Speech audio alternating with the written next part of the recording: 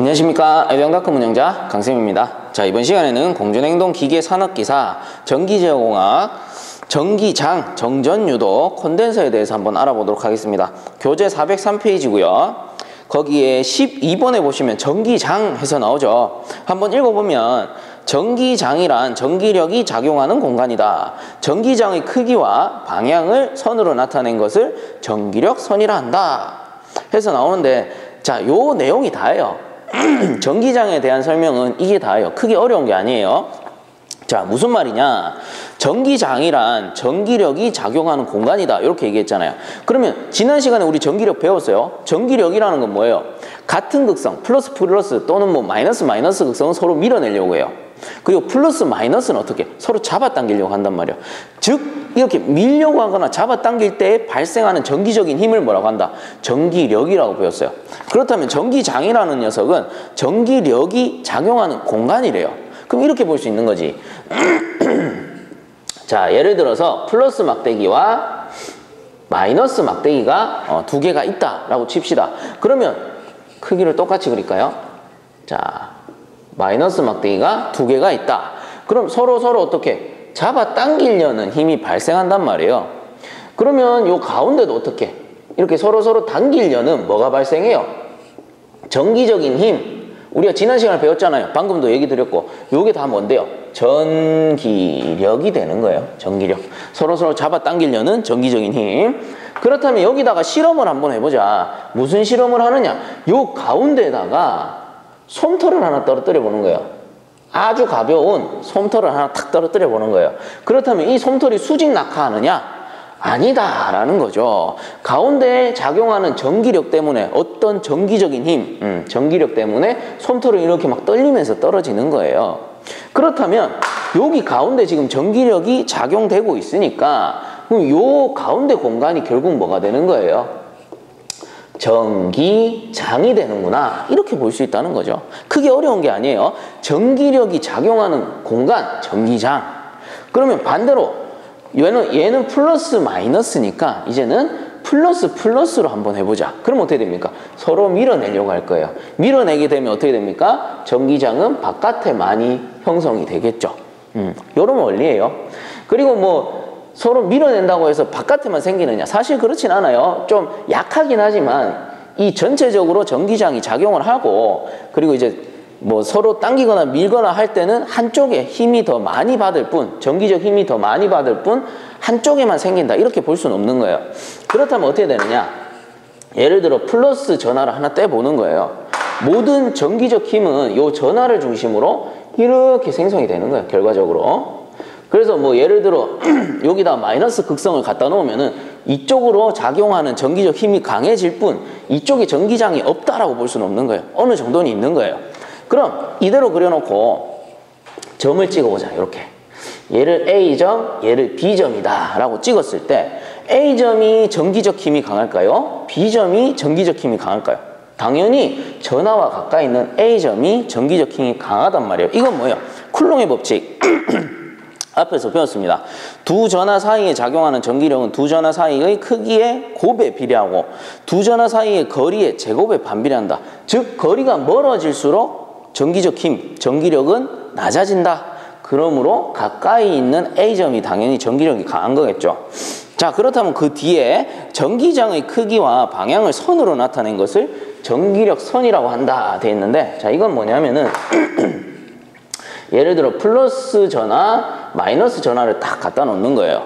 그러면 어떻게 됩니까? 서로 잡아당기려고 한단 말이에요. 이렇게 달라붙으려는 힘이 작용할 거예요. 이 전기적 힘이 뭐예요? 전기장이 되는 거고, 전기장이라는 건 실제 눈으로 보인다, 안 보인다? 안 보이는 거예요. 그래서 이론적으로 우리가 해석을 하기 위해서 그려놓은 이 선들을 뭐라고 하느냐? 전기력 선이라고 한다. 그렇게 이해를 하시면 됩니다. 그래서 이 전기장에 관한 내용, 전기력 선에 관한 내용은 그냥 명칭 정리만 하는 거예요. 결국은 뭐예요? 전기력이 작용하는 공간, 전기장. 그리고 전기장은 안 보이니까 이런 거를 선으로 나타낸 거를 전기력 선이다. 이렇게만 보시면 되는 거죠.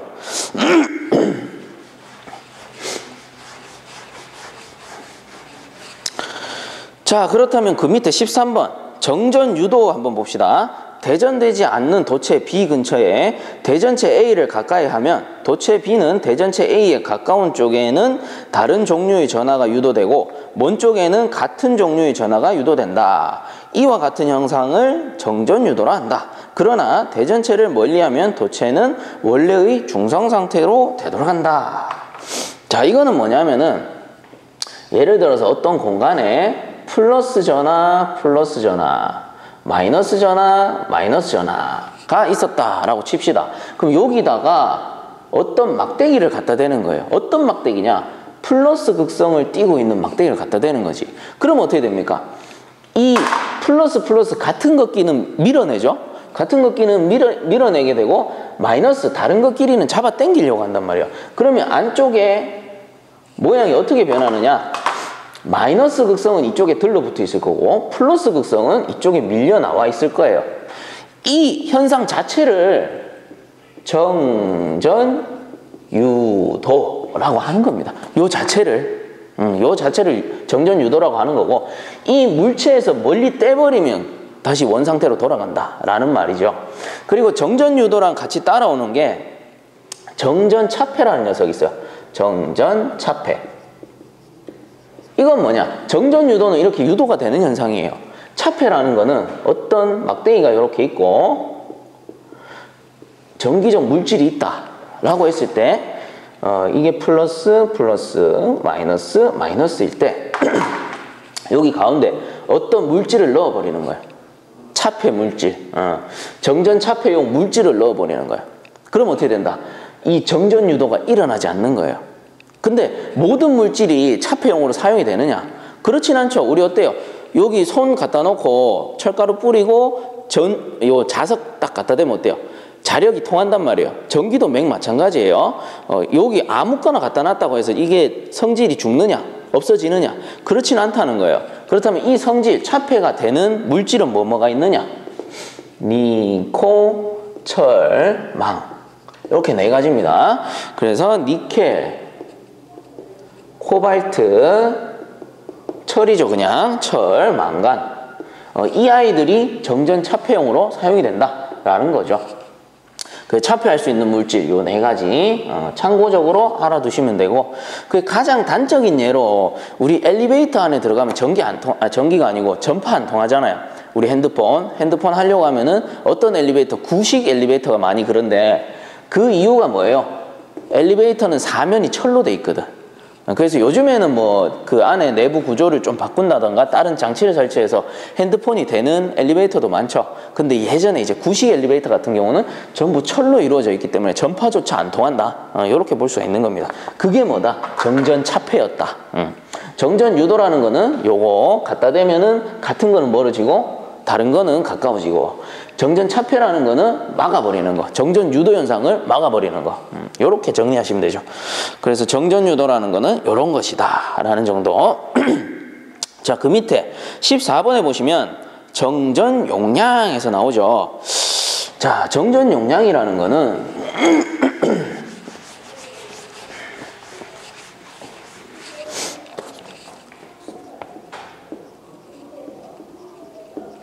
이게 그냥 가장 기본적인 콘덴서의 원리입니다.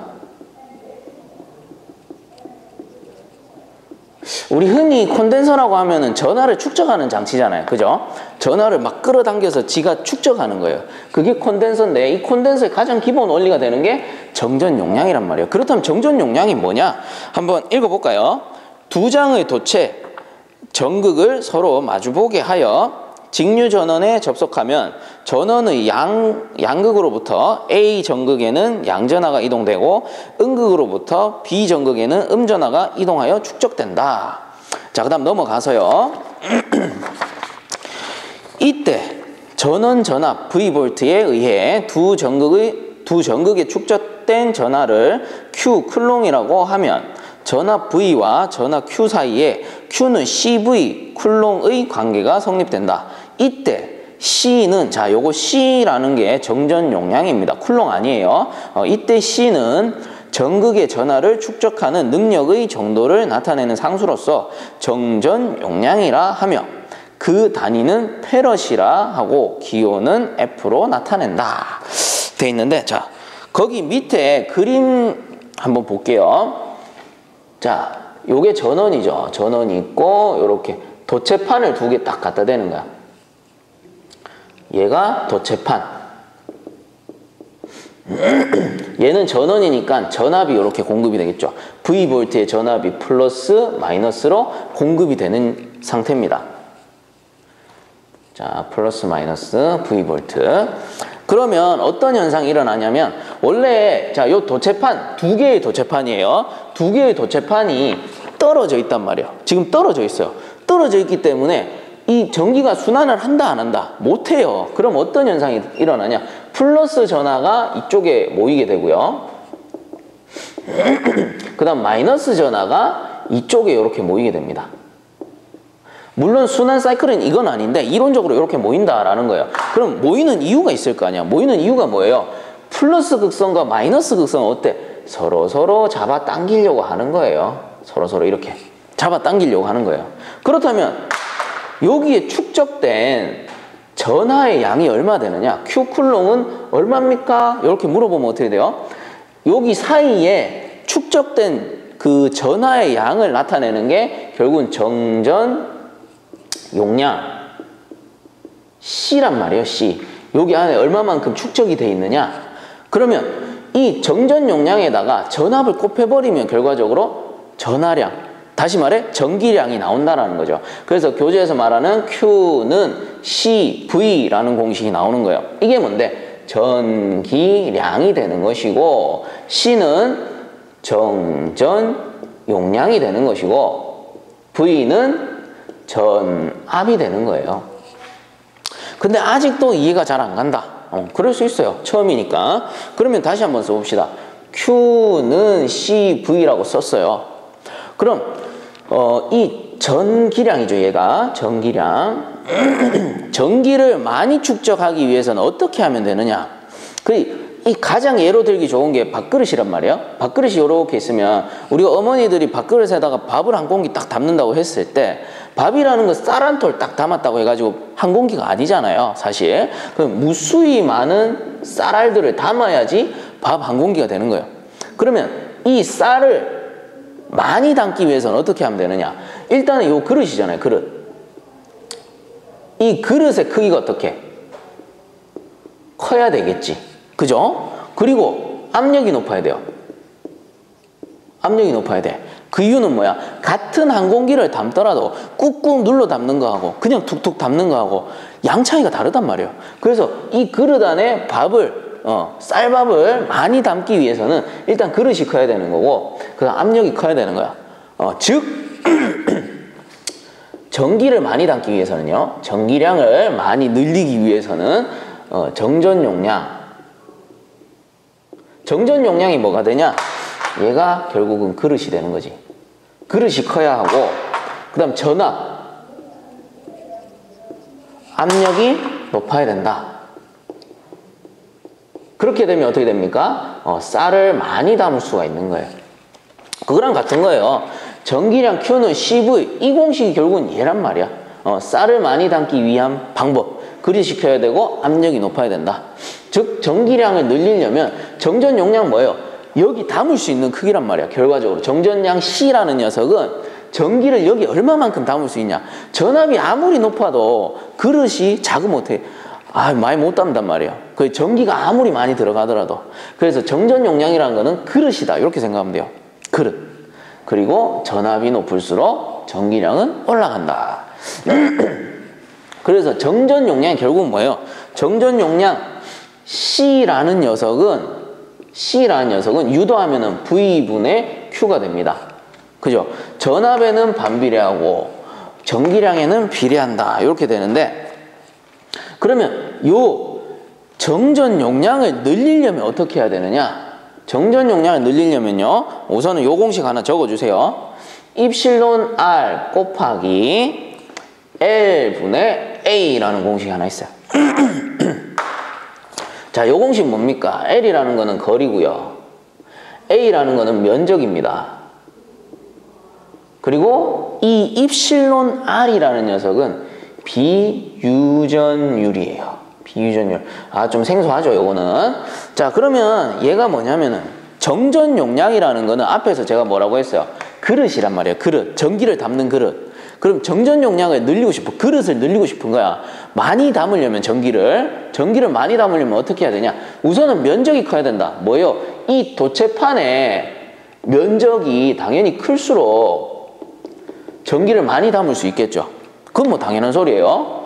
그 다음에 거리는 어떻게? 거리는 반비례니까 거리는 요 정전 용량하고 반비례란 말이에요. 요 적어 드릴게요. 정전 용량. 이건 뭐예요? 도체판의 거리가 가까울수록 더 많이 축적할 수 있대요. 전기를. 이거는 왜 그래? 멀리 있을 때, 가까이 있을 때 한쪽은 플러스 한쪽은 마이너스란 말이에요. 그럼 잡아당기려는 힘은 어떻게? 가까이 갈수록 더 많이 잡아당길 거 아니에요. 그럼 당연히 더 많이 잡아당기니까 많이 축적될 수밖에 없잖아요. 그래서 거리는 가까울수록 정전 용량은 크다. 오케이. 그러면 면적이 크고 거리는 가까울수록 좋다. 이거는 이해가 갈 거예요. 쉽게 상식적으로. 근데 비유전율은 도대체 뭡니까? 그죠? 저도 유전율 처음 봤을 때 당황스러워서 이 도대체 뭐지? 입실론? 입실론이라고 나오고 말이야. 자, 비유전율이라는 걸 알기 위해서 우선은 유전율이 뭔지 알아봅시다. 유전율.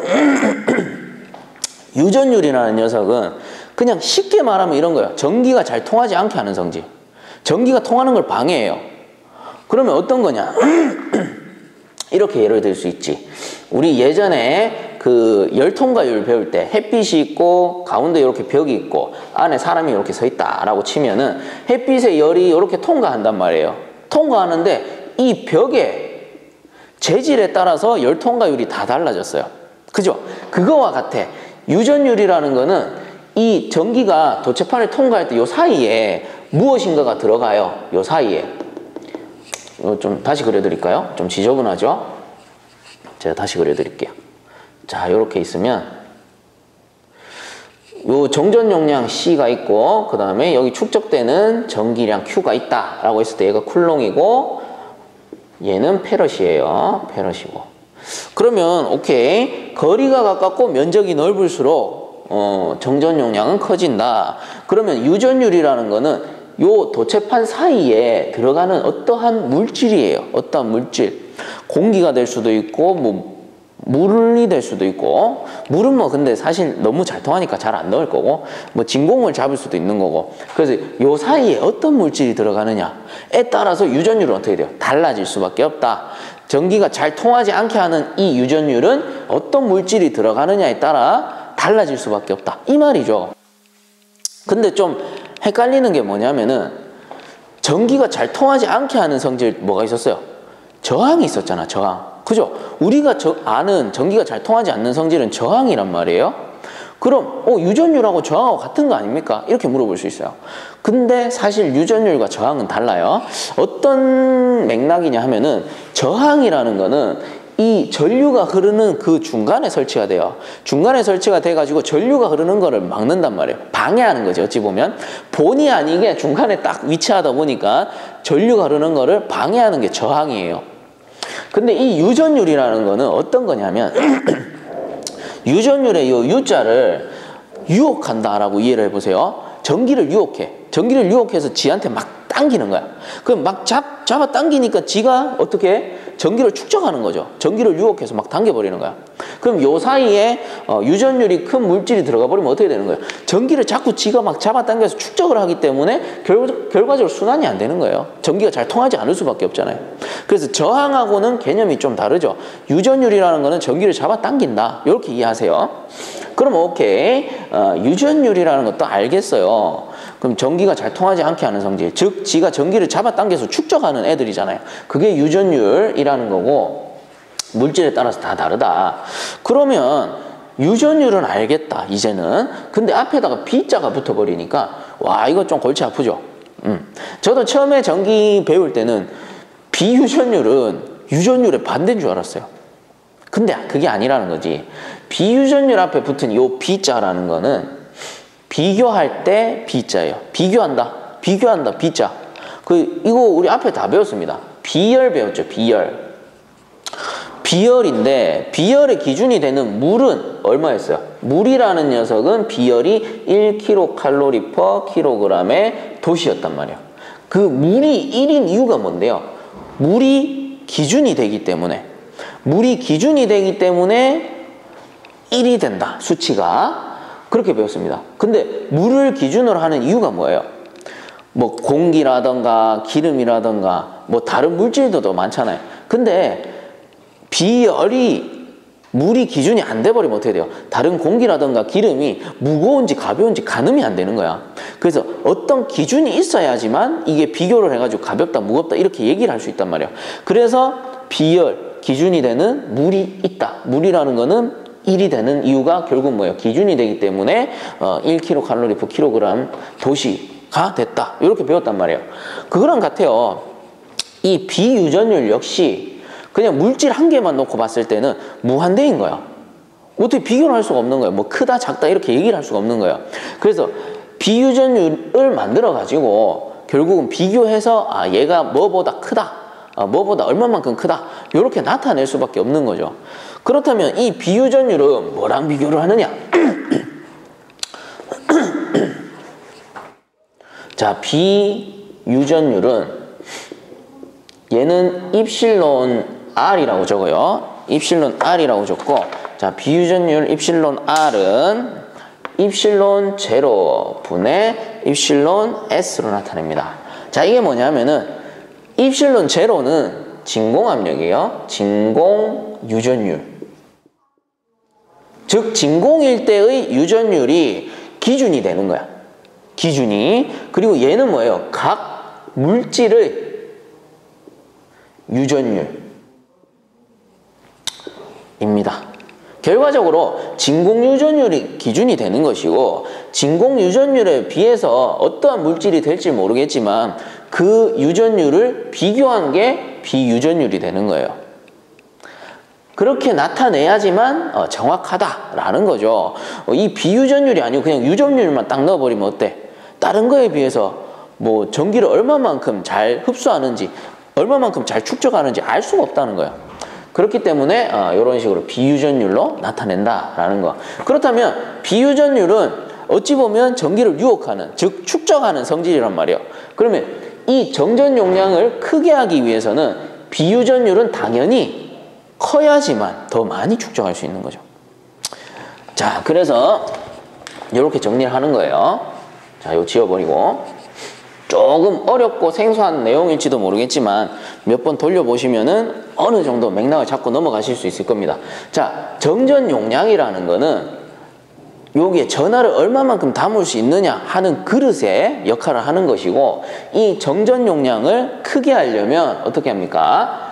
면적은 크게 하고 거리는 가깝게 하고 비유전율은 클수록 좋다. 라는 거죠. 그래서 우리 과학자들이 뭐 배터리 같은 거 만들 때 있잖아요. 배터리는 우리 전기를 축적하는 장치잖아요. 그래서 그 배터리의 용량을 늘리기 위해서 면적 또는 거리를 조정하기보다는 배터리는 어때요? 작단 말이에요. 작고 거리는 한정돼 있어. 배터리는 작게 만들수록 좋은 거예요. 그래서 면적과 거리는 한정돼 있는데 무엇을 자꾸 개발하는 거예요? 유전율, 비유전율이 큰 물질을 개발하는 거예요. 계속. 그렇게 해서 비유전율이 커지면 커질수록 배터리의 용량은 커진다라는 거죠. 자, 그래서 정전 용량은 이 정도에서 끝내도록 하고요. 그 밑에 보시면은 15번에 콘덴서에서 나옵니다. 그래서 콘덴서란 전기를 축적하는 장치죠. 한번 읽어볼게요. 콘덴서란 정전 용량을 이용하기 위하여 만들어진 전기 소자이다. 큰 정전 용량을 얻기 위해서는 전극판의 면적을 넓게 하고, 자, 면적을 넓게 하거나 간격을 작게 한다. 거리를 작게 하는 거죠. 또는 극판 간에 넣는 절연물을 비유전율이 큰 것을 사용하는 방법 등을 이용한다 해서 요 공식에서 다 응용해낸 거죠. 그럼 밑에 보시면 뭐 사용 목적에 따른 콘덴서에서 고정 콘덴서, 가변 콘덴서 돼 있는데 고정 콘덴서라는 거는 콘덴서의 용량이 고정되어 있는 거예요. 움직이지 않는 거, 용량이 변하지 않는 거. 그 밑에 보시면 가변 콘덴서는 콘덴서의 용량이 변하는 거겠죠. 뭐 그 정도만 알아두시면 되고 나머지는 참고적으로 읽어보세요. 그리고 공식 하나만 더 써드릴게요. 요거는 교재에다가 메모를 좀 해두세요. 콘덴서 축적 에너지. 자, 콘덴서 축적 에너지 W는 에너지를 다른 말로 뭐 일이라고도 하죠. 일 또는 에너지 해서 W는 2분의 1 QV로 나타냅니다. 2분의 1 QV. 전기량에다가 전압을 곱한 상태고요. 그리고 다시 쓰면 2분의 1. 자, Q가 뭐였다? Q는 CV니까 여기다 CV 넣으면 되죠. CV의 자승.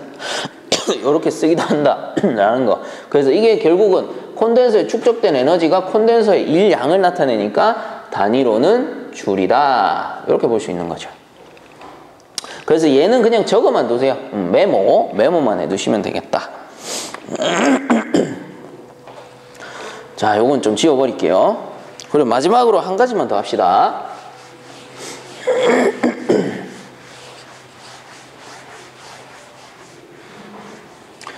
앞에서 정전 용량 하면서 콘덴서의 원리는 이미 다 했어요. 그래서 콘덴서에 대한 내용은 크게 할 건 없는데 요거 한 가지만 해둡시다. 문제에 좀 자주 나오는 거라서 콘덴서의 접속. 자, 요거는 사실 책에는 없어요. 그래서 콘덴서의 접속에 대해서만 알려드리고 이번 시간 마칠게요. 자, 얘는 저항의 반대입니다. 자, 저항의 반대. 이 무슨 말이냐면은 저항 같은 경우 저항의 경우 직렬, 병렬이 있단 말이야. 직렬, 병렬. 그럼 직렬일 때는 어떻게 했어요? R1 더하기 R2 더하기 R3 해서 그냥 더해버렸죠. 그리고 병렬일 때는 어떻게 했어요? R1분의 1 더하기 R2분의 1 더하기 R3분의 1분의 1로 나타냈습니다. 그럼 콘덴서는 어떻게 되느냐? 콘덴서 같은 경우는 저항의 반대예요. 직렬일 때 어떻게? C1분의 1 더하기 C2분의 1 더하기 C3분의 1 분의 1로 나타내고요. 그 병렬일 경우에 C1 더하기 C2 더하기 C3 이렇게 나타냅니다. 자, 그리고 이렇게 나타나는 이유는 우선은 쉬운 병렬부터 설명을 할게요. 콘덴서 같은 경우는 병렬로 연결하게 되면 어떻게 된다? 자, 콘덴서 병렬입니다.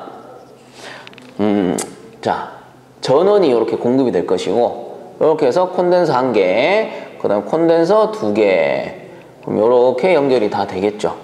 자, 이렇게 연결하면은 병렬이죠. 얘는 전원 V가 되는 거예요. V 전압이 가해지는 거고, 자, 얘가 콘덴서 1, 콘덴서 2예요. 그럼 예를 들어 가지고 전압이 이렇게 공급이 되면 얘는 3페러짜리고 얘는 5페러짜리야. 콘덴서의 용량이, 콘덴서의 정전 용량이죠. 그렇다면 아무리 많은 전압을 가하더라도 결국은 뭐예요? 여기에 축적되는 에너지는 3페러신 거고 C1에 그 다음에 C2에 축적되는 에너지는 결국은 5페러시에요. 그럼 총 콘덴서의 용량은 어떻게 됩니까? 이렇게 접속해 놨을 때는 결국은 얘들 두 개 더해가지고 8페러 축적됐다. 이렇게 볼 수 있는 거예요. 그래서 그냥 C1, C2 더해버리면 되는 거죠. 그렇다면 콘덴서를 직렬로 했을 때는 어떻게 되느냐? 이 콘덴서 직렬은 조금 까다롭습니다. 콘덴서가 직렬로 돼 있을 때, 직렬일 경우에는 자 전원이 있고 콘덴서가 1개, 콘덴서가 2개란 말이에요. 그럼 얘가 전원 V 압력을 가하게 될 거고 얘가 만약에 C1, C2라고 합시다. 그러면 여기에 축적되는 전하량이 있을 거예요. 자, 요거 전하라고 적을까요? 그냥 아니, 요거 전기량이 적을게요.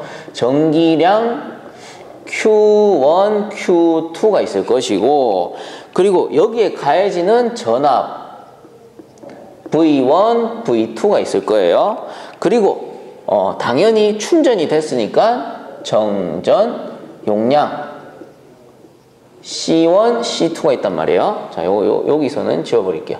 요게 1번, 2번이라고 쳤을 때. 그럼 이렇게 나오는데, 직렬일 때, 콘덴서가 직렬일 때의 특징은 뭐냐면은 이 전기량 Q가 같아요. 전기량 Q1, Q2가 같아. 아무리 충전을 해도 이 전기량이 변하지 않는 거야. 직렬일 경우에는. 왜? 가운데는 충전이 안 되거든. 그렇기 때문에 전기량 Q1, Q2는 같아요. 자, 요렇게 알고 이제 유도를 한번 해봅시다. 그러면 Q는 CV잖아요. Q는 CV. 근데 Q가 같대. 그렇다면 여기서 일단은 우리가 전체 전압을 한번 구해봅시다. 여기에 가해지는 이 각각에 가해지는 전체 전압이 있을 거 아니에요. 그래서 전체 전압은 V, 요게 합성은 아니고 전체 전압이라고 할게요. 전체 전압은 V1 더하기 V2와 같아요. 요거 더한 게 결국은 전체 전압이잖아요. 그러면 V는 뭐예요? 자, 여기서 V는 유도합시다. V는 C분의 Q잖아요. C분의 Q니까 요거 바꿨으면 어떻게 됩니까? V1은 C1분의 Q가 될 것이고, 자, Q라고 적는 이유는 전기량이 같기 때문에 Q1, Q2가 없죠? 그냥 Q가 같은 거예요. 그 다음에 더하기 C2분의 Q가 되는 거예요. 그럼 다시 요거를 이항하게 되면 어떻게 됩니까? Q만 남고 이렇게 묶을 수 있지. C1분의 1 더하기 C2분의 1로 이렇게 묶을 수가 있단 말이에요. 그러면 자, 전체 전압이 결국 뭐예요? V는 C1분의 1 더하기 C2분의 1에다가 Q를 한 거랑 같아. 그러면은 이제 요 콘덴서 용량 C를 구해보면 C는 결국 뭐예요? C는 V분의 Q잖아요. V분의 Q랑 같아. 그러면 어떻게 됩니까? V가 얘잖아요. V가 얘니까 C1분의 1 더하기 C2분의 1에다가 Q가 될 거고 분의 Q가 되는 거예요. 그럼 지워지고 지워지니까 결국 뭐예요? C1분의 1 더하기 C2분의 1 분의 1이 되는 거지. 아, 그래서 직렬일 때는, 콘덴서가 직렬일 때는 이렇게 나타나는구나. 결국은 뭐예요? 이 Q1, Q2가 충전되는 용량이 같은 거예요. 전기량이 여기 1번, 2번이 있으면 1번에 충전되는 양, 2번에 충전되는 전기량이 같더라. 그래서 유도를 해보니까 결과적으로 이런 공식이 나오는구나. 그래서 그냥 요 유도하는 거는 이렇게 유도가 된다라는 정도만 알면 된다라고 했죠. 그렇기 때문에 어떻게? 콘덴서의 접속은 저항의 반대다 라고만 알고 계세요. 그러면 끝입니다. 크게 어려울 건 없어요. 자, 이렇게 해서 이번 시간도 마치도록 하고요. 보험 강의가 도움되셨다면 유튜브 에듀영닷컴 검색 후에 구독과 함께 영상 하단에 보시면 다운로드 있으니까 한 번씩만 눌러주시면 감사하겠습니다. 자, 수고들 많이 하셨습니다.